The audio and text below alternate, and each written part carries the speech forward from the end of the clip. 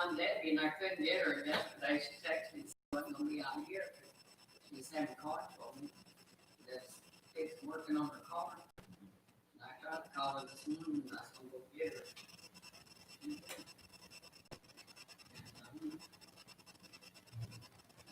I got car trouble too. I don't have one. They won't let me have one. Now, the next time something's going on around here, call me about an hour ahead of time. Hi, Ken, how are you? Good morning. I'm good. Any news on your?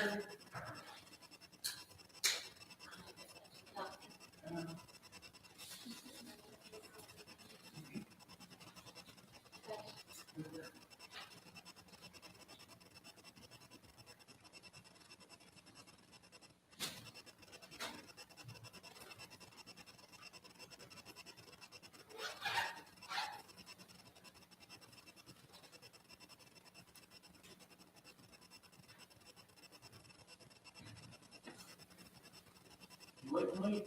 Yeah, I'll do it. I'm good. Can you read that? I can't. I'll put the camera coming in. Is anybody in this class? No. Nobody's in here. Okay, so we'll have to sit out here. They don't have a teacher this morning. What happened? Hunter's getting married down on the coast. Oh, okay. And all that. That whole school will be out today. Who's getting married? Clarence, Jordan. Ruth.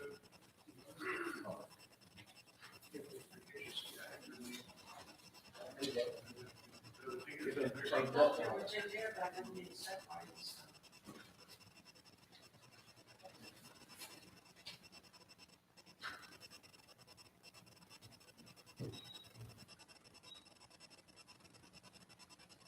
Also, Cameron out there, did I see him? Yeah, he is. I'm not Cameron, but Jordan. Jordan.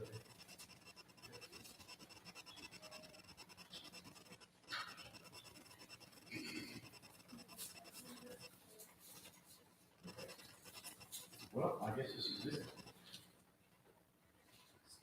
We'll get started. Let's walk over quick. Dear Father, we are so thankful for this beautiful day that you've given us. We've changed the season. We can see your handiwork in our world and in our lives each day. We thank you so much for the opportunity to call ourselves Christians, to be chosen, set apart for your specific purpose, for us to live our lives according to your will, and try to help others see the truth in the scriptures and also render obedience. Thank you so much for the privilege of this day that we can come together and study the word, the spirit, and the truth without hindrance. Thank you for our liberties and pray that you will extend our liberties to us continually, that we can worship and praise without fear of open persecution. Thank you so much for Jesus, his obedient sacrifice, that blood that cleanses us and redeems us from the life of sin and consequential punishment of death. Thank you so much for your promise. Pray that you will continue to be with us and help us to be strong in this world, to put it to the side and live our lives in accordance with your will, that we can be found faithful and true on the day of judgment. We can live our eternal lives with you in that. Thank you for this day, for the opportunity to worship, to read from your word. We thank you for your word that guides us, the truth, the scriptures that draw us close to you. Pray as we study this day and as we worship later that you would forgive us of our sins and shortcomings, that we stand here in your sight, that all we do this day will be acceptable to you. We pray this in Jesus our Savior. All right. We got to about verse 40 last week, where Jesus is about to raise Lazarus for Cameron and Austin. And here we are studying in John chapter 11. down around verse 38, 39, 40. We come to the part where Jesus was, Lazarus has died.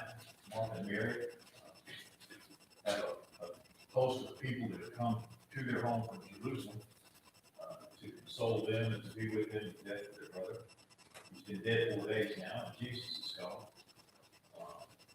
And he doesn't even go to their house. First thing he does, he meets them outside the house.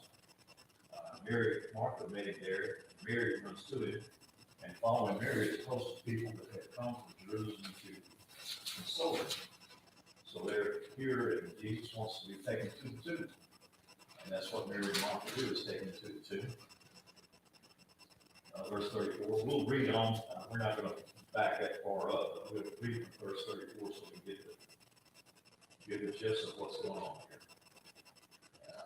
When Jesus, 33, when Jesus therefore saw her weeping, and the Jews also weeping, which came with her, he groaned in the spirit and was troubled. This is Mary who's talking about. And they said, where have you laid him? They said unto him, Lord, come and see. Verse 35, Jesus wept. Then said the Jews, behold, how he loved him. And some of them said, could not this man, which opened the eyes of the blind, have caused that even this man should not have died? Jesus, therefore, again, groaning in himself, comes to the grave. It was a cave, and a stone lay upon it.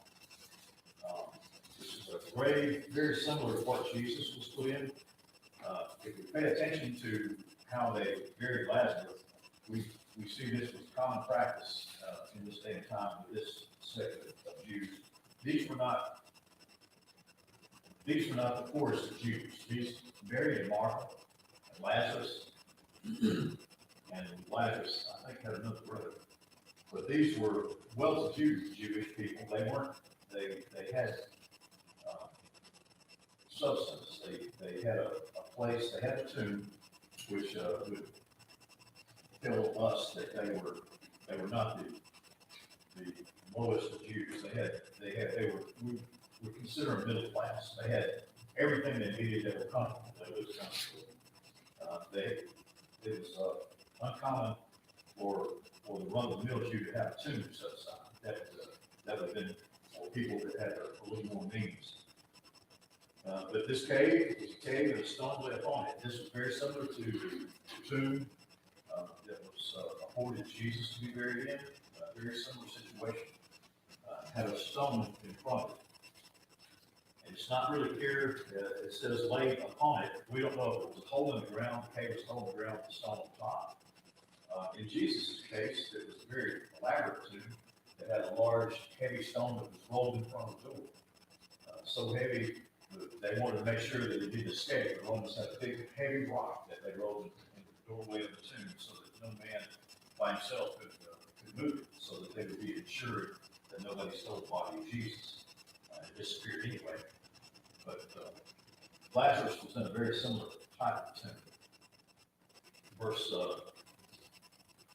39, Jesus said, take ye away the stone. Martha, the sister of him that was dead, said unto him, Lord, by this time he stinketh, for he hath been dead 4 days. And this is the subject right here that we want to dwell on. He's been dead 4 days. Jesus, like we said before, was very deliberate in what he did. He could have come sooner. Lazarus would have still been dead. But he stayed in the village 2 days before he came, just for the explicit purpose of making sure that this was a miracle that could not be questioned, it would be dead. After 4 days and the body is decomposing, there's no way anybody could say, well, he was just asleep. He was definitely not asleep. The body had been decomposing. That's Mary Martha said, he stinks. He smells. He's getting right. And they didn't embalm people back then like they did in the Egyptian times. In the Egyptian times, we know that we get mummies out today that are still intact. The whole body is still intact. It's dried out, but they're not decomposed. They don't fall to ash like a body that's unattended. If a body's unattended and put in a pine box and put it in the ground, the worms will eat it up. When you go in there, there'll be nothing but bones, and the bones will be hollow because the worms and bugs leaving marrow out of the bones. There won't be anything, basically dust. So the organs and the tissue in this body being unattended by any type of chemical preservative would have been just like a piece of meat you throw out in the yard. It'll rot and sink and get maggots in it and deteriorate. And that was the circumstance with Lazarus' body. He was stinking. And like I said, Jesus wanted there to be no doubt that this was a true miracle, a resurrection. Verse 40, I think that's where we left off. Jesus said unto her, said I not unto thee, that if thou wouldst believe, thou shouldst see the glory of God. This reverts back to earlier when Martha said to, or was telling Jesus, if you'd been here, my brother would not have died. In verse 23, says, Jesus said unto her, thy brother shall rise again. And we alluded to that earlier. She really didn't understand the depth of those words that Jesus spoke to her at that time, but now she will. She would see in her brother's resurrection from the dead the manifestation of the glory of God, and in turn, this would glorify Jesus, which was the whole purpose, whole sum total purpose for this particular miracle. And not only was this the greatest miracle up to this point in time, this is a miracle that should to all of those that believed in Jesus and were following him, his disciples, not just the apostles, but the disciples that followed along with him. This would then reassurance of Jesus' message to them that I am the resurrection. You know, he told them, I am the resurrection, I'm the bread, I'm the water of life, I am the resurrection. This was a culmination of everything that Jesus had been preaching and teaching to them this whole time. In me you'll find newness of life, resurrection, living waters. All these words that he spoke to them should have hit home after this particular situation here. Jesus said, should see the glory of God. Then they took away the stone from the place where the dead was laid, and Jesus lifted up his eyes and said, Father, I thank thee that thou hast heard me. Verse 42, and I knew that thou heardest me always, but because of the people which stand by, I say it, that they may believe that thou hast sent me. So Jesus had already prayed to God the Father about this. He already had everything figured out. And the only reason he said this is so he could glorify the Father and what he was about to do. Who moved the stone? They took away the stone from the place. Who would move the stone for it? The Jews that had come to comfort Mary and Martha. Jesus actually is involving those bystanders in this miracle. He's helping, he's making them a part of this. So they moved the stone away, and he has involved them in his miracle. So they become a part. Jesus lifted up his eyes and spoke to the Father. His relationship with God is very different from that of other people. What we live for as Christians would be to have the same type of relationship with God the Father that Jesus had. Because if we put our minds on it, Jesus left all the glory out of heaven and come to this earth to be just like us. He is a mere mortal in flesh, just like us. He left his power, and he depended entirely on the Father at this point in time. So it wasn't anything that Jesus is doing, but he was calling on the will of the Father, the power of the Father, to make this miracle happen. But he had full confidence that it would take place because he had confidence in the Father and his relationship there. That you have heard me prior prayer already uttered or mentally requested. He had already made these requests known to God the Father, and now was the time that he was to take action. Verse 43.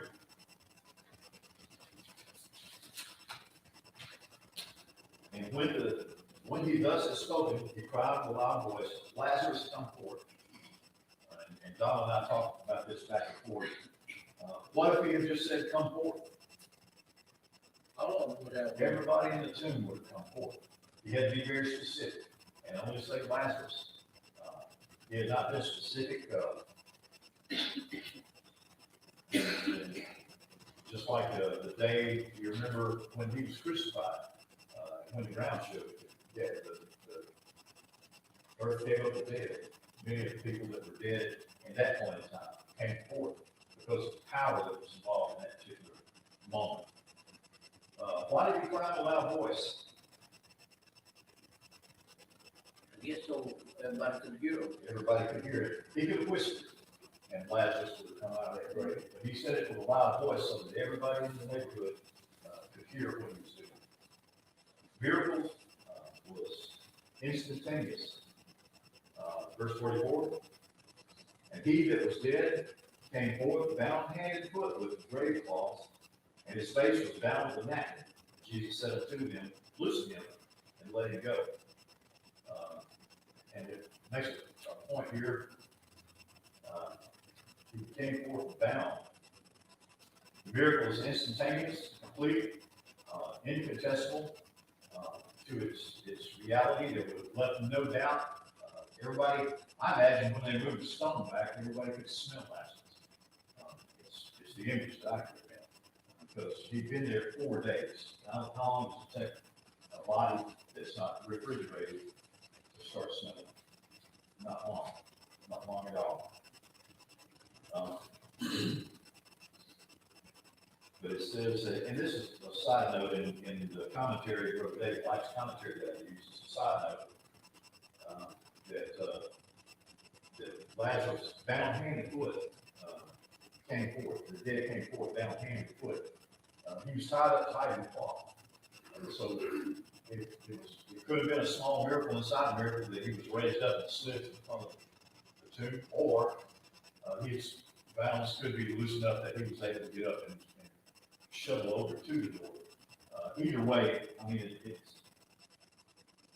it's really doesn't make any difference one way or the other about that. But he was bound and had a napkin folded over his face, bound hand and foot, and emerged from the tomb. Remember the story about the napkin? Does anybody remember John? Jesus, when he was bound in exactly the same manner. We look at this and we can see exactly the same thing that we saw with Jesus. When Jesus was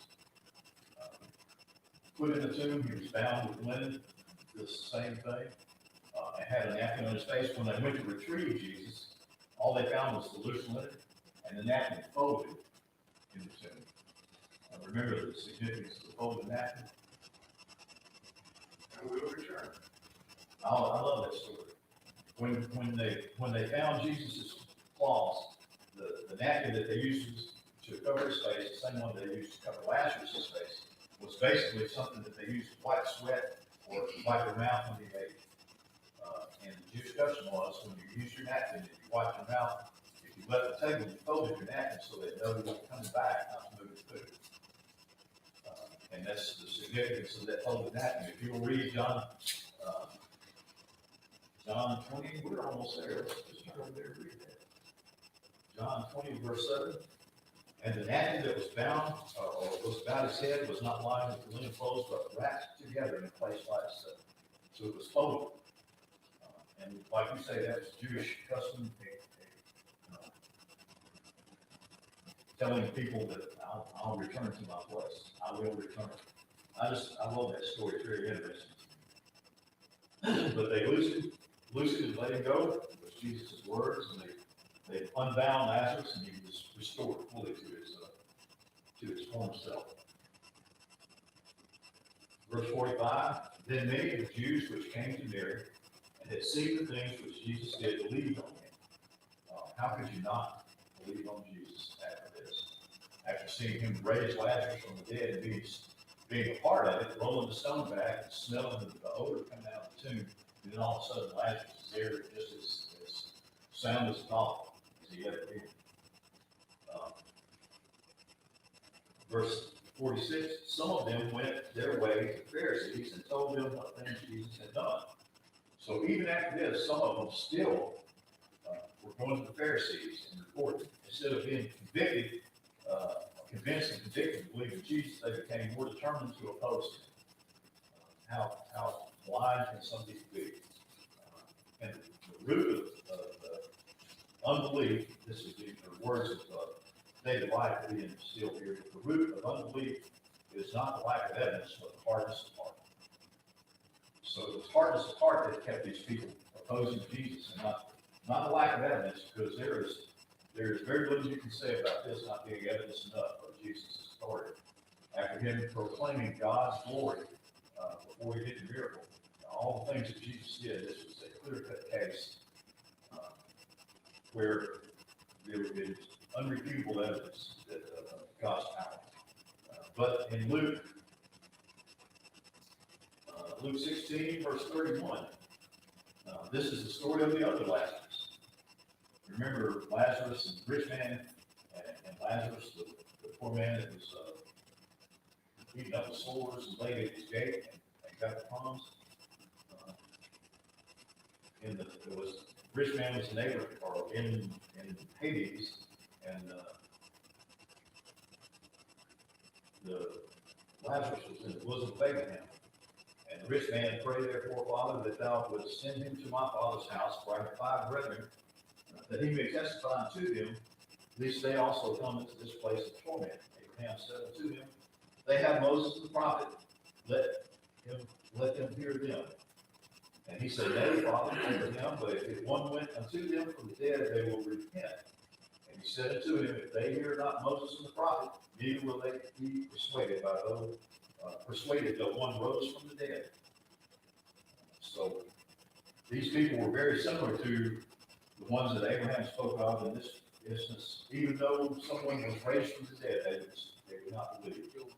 And that's the hardness of heart that these people had. Even though they had seen Lazarus come forth from the dead and saw the power of Jesus, they sought the Pharisees to warn them about Jesus, to let them know. Just like when he healed in the temple, they didn't take the miracle for what it was, the act of good that it did. They tried to persecute him for breaking their traditions, for not breaking any law of Sabbath, but for breaking their traditions. Verse 47, the Pharisees, I have a split. I don't know if your Bible does this, but it splits thoughts one between the other. The Pharisees' fear of Jesus is where this starts in verse 47.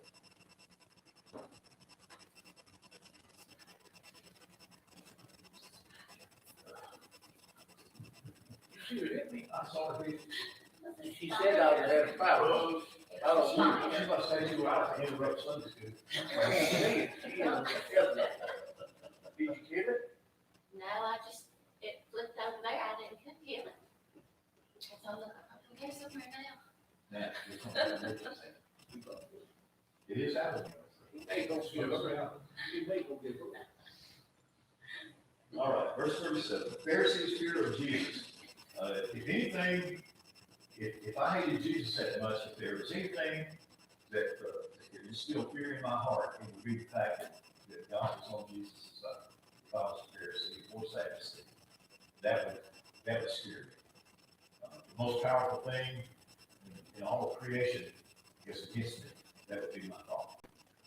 That would be my thought. Or that should have been their thought. Maybe not. It's funny how, and you see this in politics today, it's funny how greed and avarice will override your moral character, things that you know are right. You won't do it because it will come between you and whatever it is you decide. That's the way of the world. As Christians, that's what we fight against in our lives.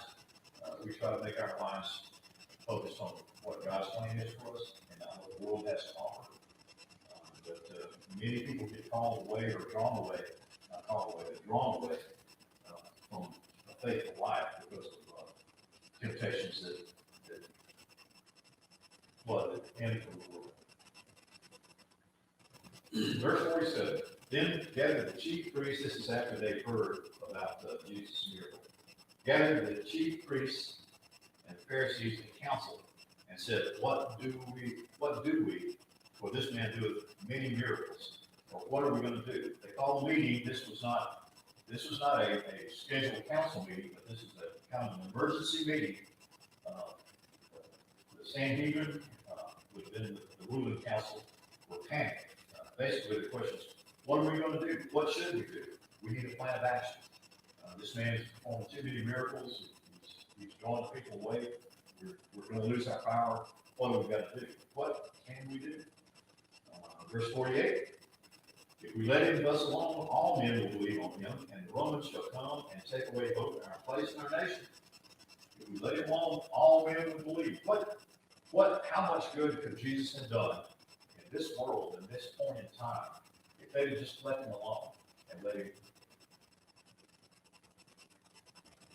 him voice out this message and let the disciples? I don't understand why they was more scared of the Romans than there was the power of Jesus. I can't figure that. And that's exactly my point. I can't figure that out. They're more afraid of losing their power and position and losing their rule to the Romans than they are God the Father, the most powerful thing, the most powerful being in the universe, the creator of all. They're more afraid, like I say, they're driven by their own greed for power and position to do opposite of what Jesus is trying to get them to do. The Sadducees, and there's a split in the Sadducees and Pharisees, because the Sadducees, we said this before, they didn't believe in the resurrection.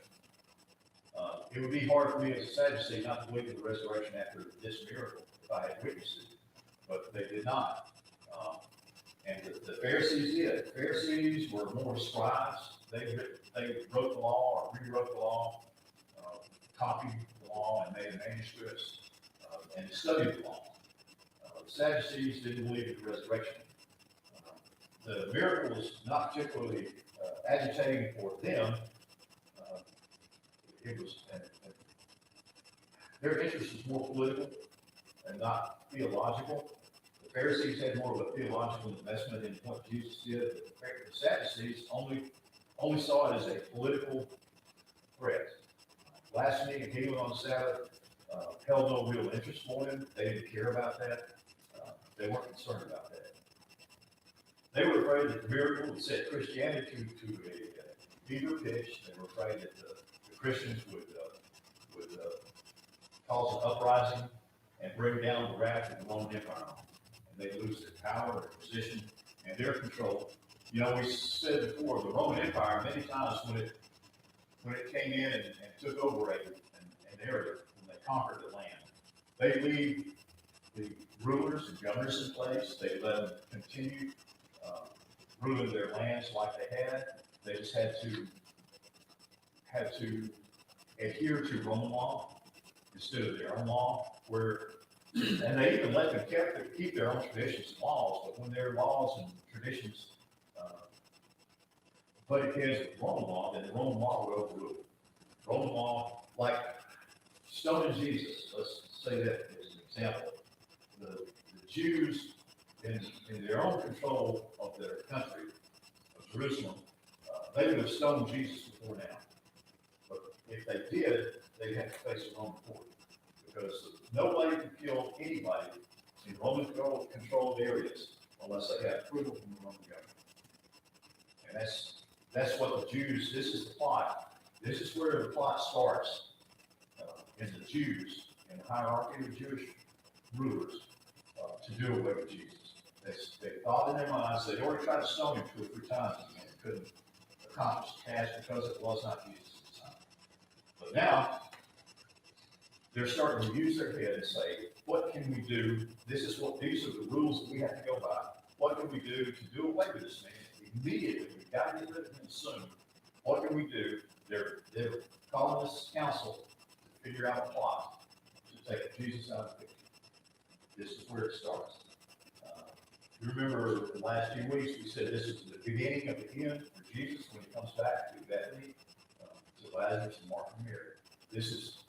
These are the last acts of Jesus. The rest of John, from 11 on will be the plot to overthrow Jesus, the plot to kill Jesus, and his last week in Jerusalem. This started pretty quick here. Verse 49. And one of them, named Caiaphas, being high priest that same year, said unto them, ye know nothing at all. You know nothing. That year, Caiaphas was high priest of that year. In Jewish custom, tradition, the high priest was chosen for life. But in Roman rule, the way the Romans did it, if Caiaphas went along with what the Romans thought was right, he stayed there for a while. If he ever crossed the Romans at any point in time, they'd get rid of him and put somebody else. So the Jews didn't really have control of their priesthood, their leadership. They could only control as much as the Romans would let. I think my research in this story was Caiaphas only stayed in his position for like 14, 18 years.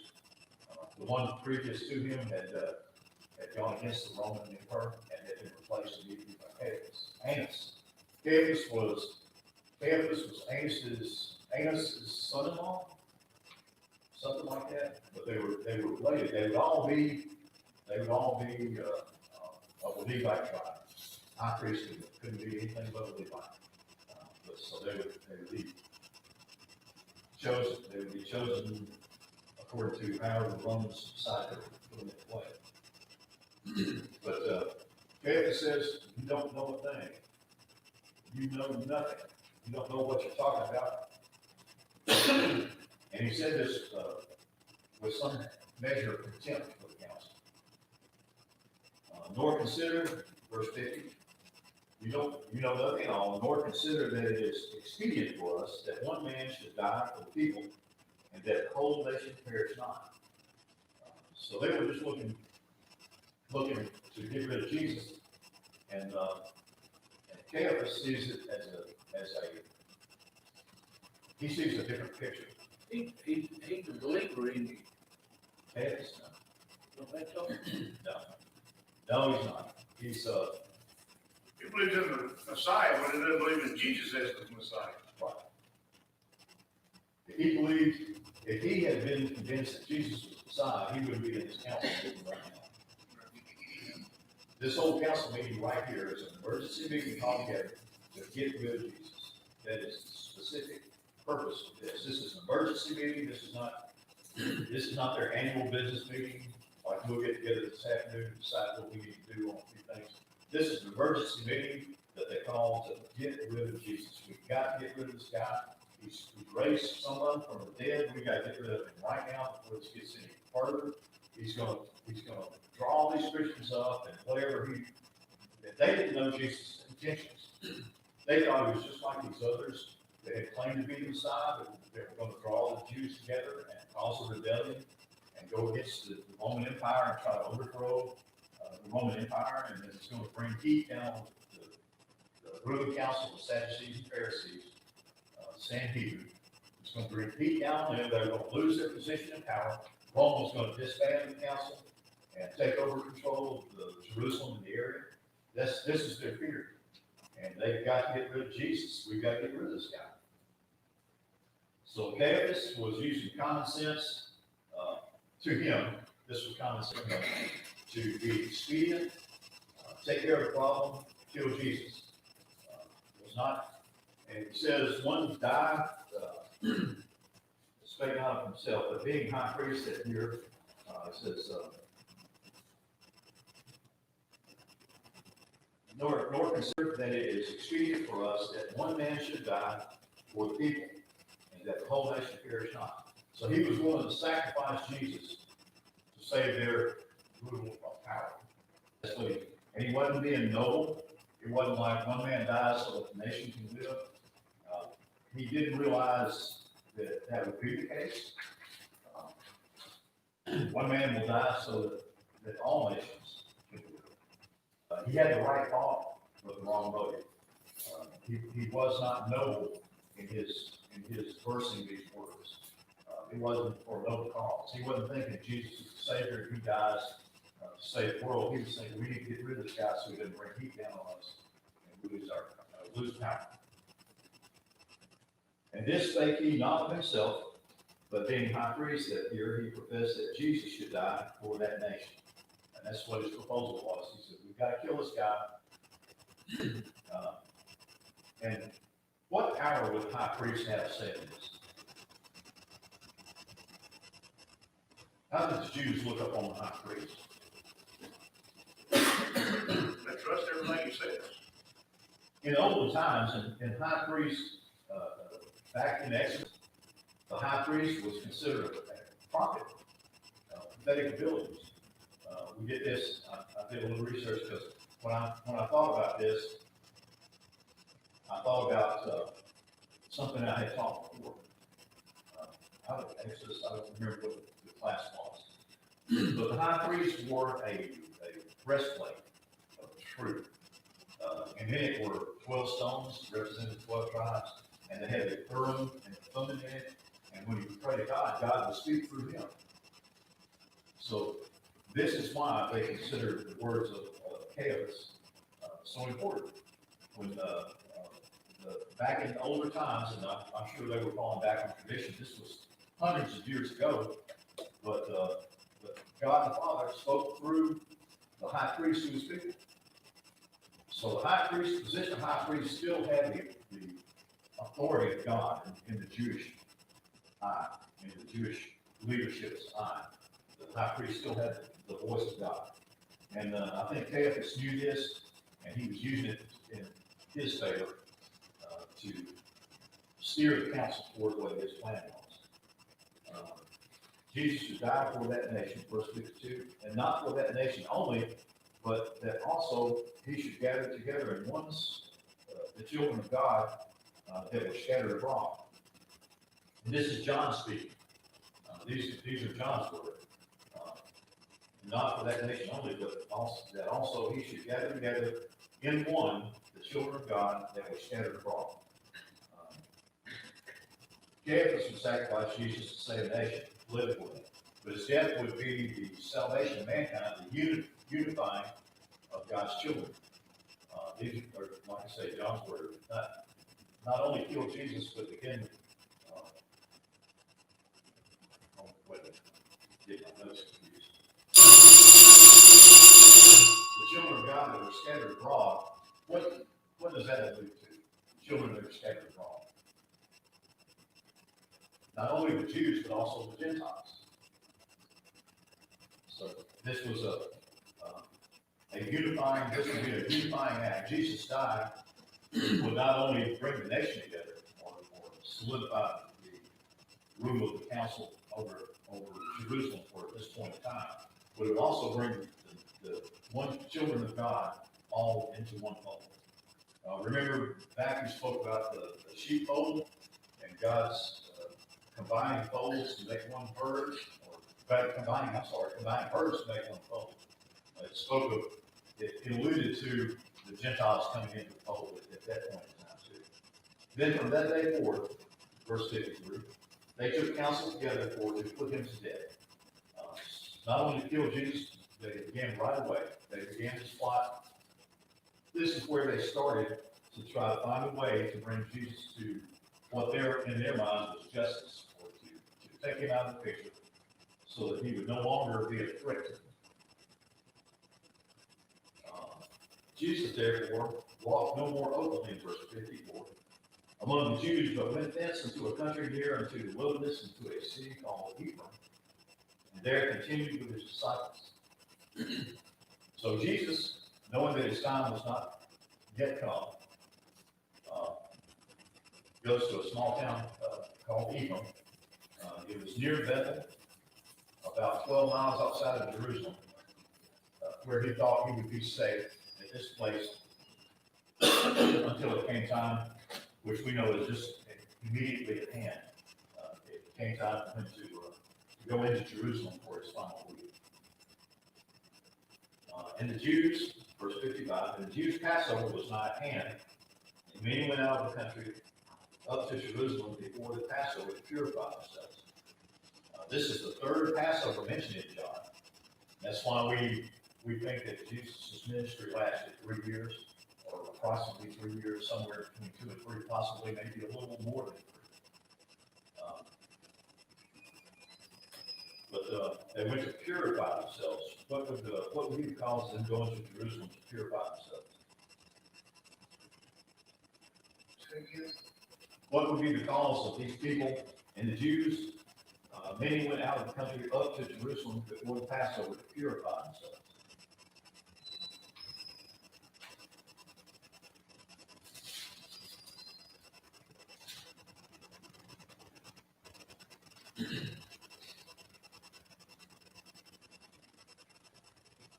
There would have been, to my understanding, they would have been somehow ceremonially defiled, unworthy. They would have had to have been cleansed at some, back in the day before priests could go in and worship, they would cleanse themselves, and that was a ritualistic purification.